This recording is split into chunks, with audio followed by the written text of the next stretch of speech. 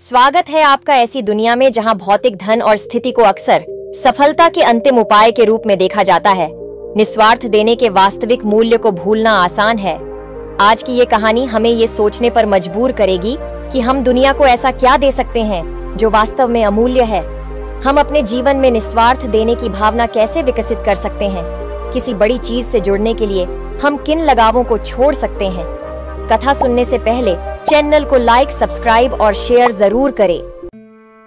दोस्तों, एक बार किसी गांव में महात्मा बुद्ध का आगमन हुआ।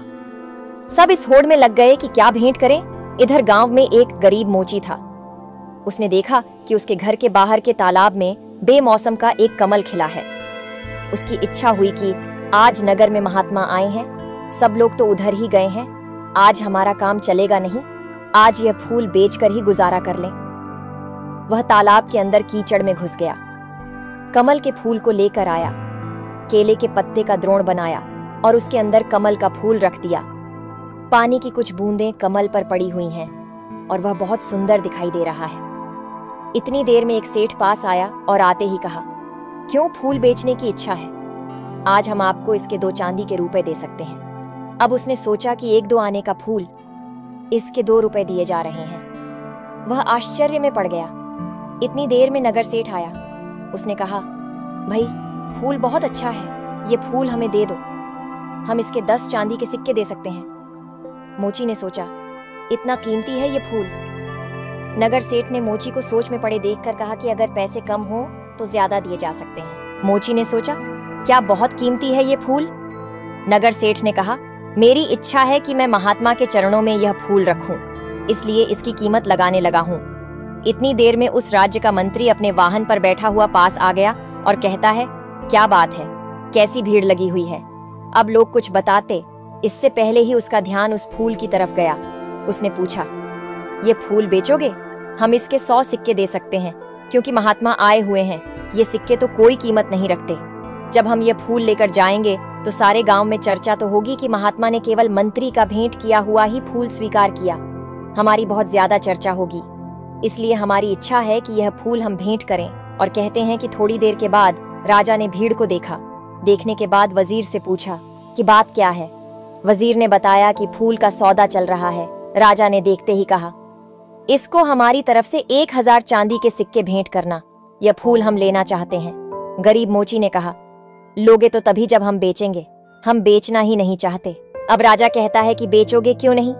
उसने कहा कि जब महात्मा के चरणों में सब कुछ न कुछ भेंट करने के लिए पहुंच रहे हैं, तो ये फूल इस गरीब की तरफ से आज उनके चरणों में भेंट होगा। राजा बोला, देख लो, 1000 चांदी के सिक्कों से तुम्हारी पीढ़ियां तर सकती हैं। गरीब मोची ने कहा, मैंने तो आज तक राजाओं की संपत्ति से किसी को तरते नहीं देखा, लेकिन महान पुरुषों के आशीर्वाद से तो लोगों को जरूर तरते देखा है। दोस्तों, महात्मा को इसे अर्पित करने का उनका निर्णय भौतिक संपत्ति को त्यागने और किसी बड़ी चीज से जुड़ने की उनकी इच्छा को दर्शाता है। मोची का फूल बेचने से इनकार करना भौतिक संपदा और आध्यात्मिक संपदा के बीच अंतर को उजागर करता है। राजा मुस्कुराया और कह उठा, तेरी बात में दम है, तेरी मर्जी, तू ही भेंट कर ले। अब राजा तो उस उद्यान में चला गया जहां महात्मा ठहरे हुए थे, और बहुत जल्दी चर्चा महात्मा के कानों तक भी पहुंच गई कि आज कोई आदमी फूल लेकर आ रहा है जिसकी कीमत बहुत लगी है। वह गरीब आदमी है, इसलिए फूल बेचने निकला था कि उसका गुजारा होता। जैसे ही वह गरीब मोची फूल लेकर पहुंचा तो शिष्यों ने महात्मा से कहा कि वह व्यक्ति आ गया है। लोग एकदम सामने से हट गए। महात्मा ने उसकी तरफ देखा। मोची फूल लेकर जैसे पहुंचा तो उसकी आंखों में से आंसू बरसने लगे। कुछ बूंदें तो पानी की कमल पर पहले से ही थीं, कुछ उसके आंसुओं के रूप में ठिठक गई कमल पर। रोते हुए इसने कहा, सबने बहुत बहुत कीमती चीजें आपके चरणों में भेंट की होंगी, लेकिन इस गरीब के पास यह कमल का फूल और जन्म जन्मांतरों के पाप जो मैंने किए हैं, उनके आंसू आंखों में भरे पड़े हैं। उनको आज आपके चरणों में चढ़ाने आया हूँ। मेरा ये फूल और मेरे आंसू भी स्वीकार करो। महात्मा के चरणों में फूल रख दिया। गरीब मोची घुटनों के बल बैठ गया। महात्मा बुद्ध ने अपने शिष्य आनंद को बुलाया और कहा, देख रहे हो आनंद, हजारों साल में भी कोई राजा इतना नहीं कमा पाया जितना इस गरीब इंसान ने आज एक पल में ही कमा लिया। इसका समर्पण श्रेष्ठ हो गया। इसने अपने मन का भाव दे दिया।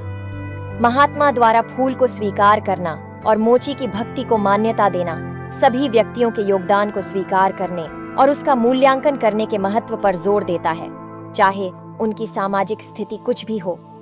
उस पल में मोची को एहसास हुआ कि उसका उपहार सिर्फ फूल नहीं था, बल्कि लगाव को दूर करने और किसी बड़ी चीज से जुड़ने की उसकी इच्छा थी।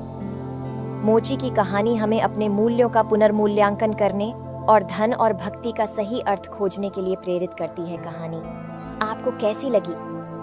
आपके अभिप्राय जरूर दें। बुद्धम नमामि।